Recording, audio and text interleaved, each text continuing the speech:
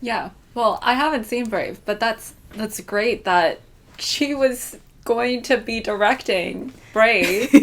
It's like so close, so close. They had a female director for Brave, Yeah. and then nope, it didn't work out. I'm not sure why it didn't work out, but we can only imagine.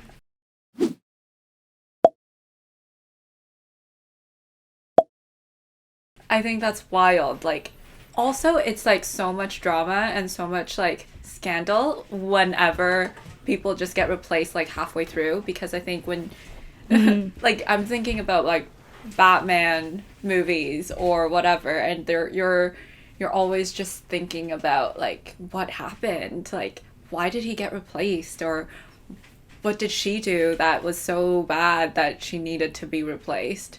And you never really get it. And because you're already like I don't work in the industry, and so being like outside of the industry and then also like another layer outside of like the actual like crew that's working in it, that like so many chains of like being outside makes me so much more interested. It's like why gossip exists, like why tabloids exist. Yeah, it's also kind of like celebrity dating. Like even though I don't I don't take that much interest in celebrities dating unless it's people that I actually care about, and then I'm like, how did they meet? Why are these two people together? Like you probably don't keep up with it, but I've been keeping up with the Bridgerton news quite a bit because I I have a thing for Bridgerton. The main actress, her name is Phoebe Dreisner. She is dating Pete. What's his name? The one who was engaged to Ariana Grande. Oh, the SNL That guy. guy. Davidson. That just seems like a weird match to me. I don't know. I don't know either of their personalities, but that was a real big surprise. And especially on top of that, the fact that like it's COVID now, everyone's in quarantine. She's British, he's American. Literally, how did they even meet?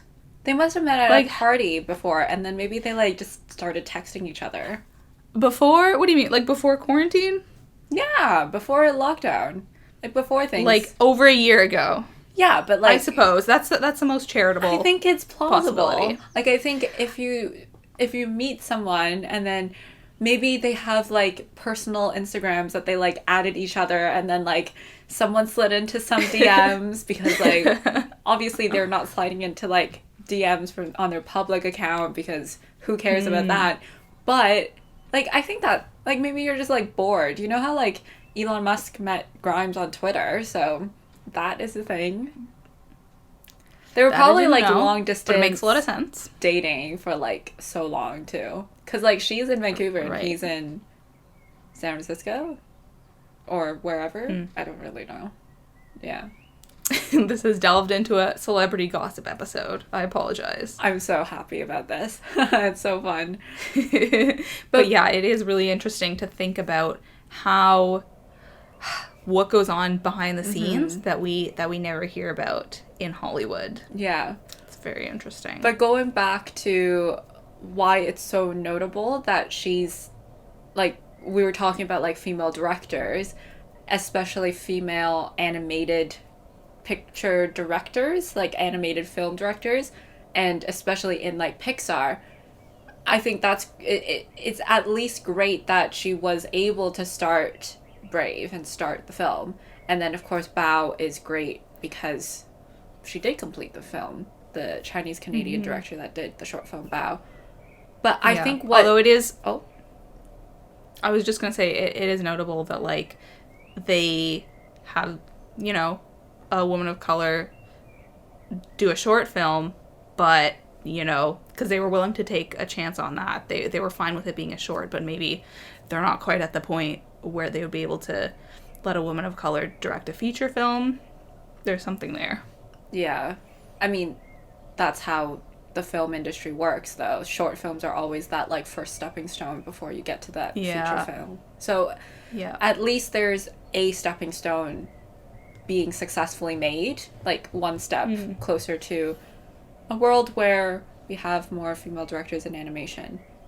But actually, I think it's important to talk about like animation as an industry as well, not just like for film.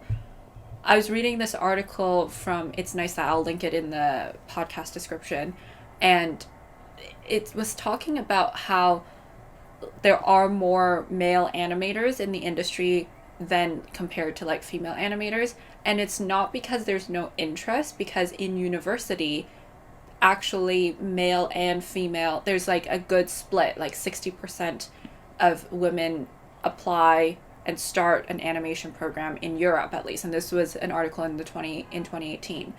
So it's not that there's no interest, but gradually there's just a lot of women that end up dropping out, and in the industry there's only like 20 to 40% of women in animation world, or in like an as an professional animator. And I find that so interesting, but you kind of see that in like other design industry and professions too. Like for coding, when you're a developer, a lot of it is just like this like guys culture, because most of the developers that I know are just men. And then what ends up happening is that like women end up becoming like UX designers, user experience designers, or like graphic designers, and there's actually a very limited amount of women who develop things and like program. And I assume that animation is similar, because like if you're not feeling like you're one with the crowd, or you just feel a little bit like the odd one out, it's always really hard to like go against the grain and like kind of be in that position when you don't see anyone really like you in that group. Even if it's not like a conscious pushing out of the people who are different, I can understand how that would be like subtly undermining. And we can see this, that's sort of on the micro level. On the macro level, we know that today more women than men are going to university. And yet, like, who comes out at the end with the better paying jobs and with the better jobs and the longer career trajectories tends to be the men. I mean, men are the ones who tend to, end up with the better salaries, and they progress on in their career and they get more promotions, despite the fact that more women are entering the workforce, or at least more women are entering university.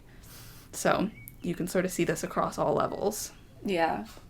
And I think that's a really great point that you said, that it's subconscious. Like, we're not saying that, like, men are mean, and so, like, that's why, like, women don't want to stay in an industry or in a role, because I don't, like, that's not fair.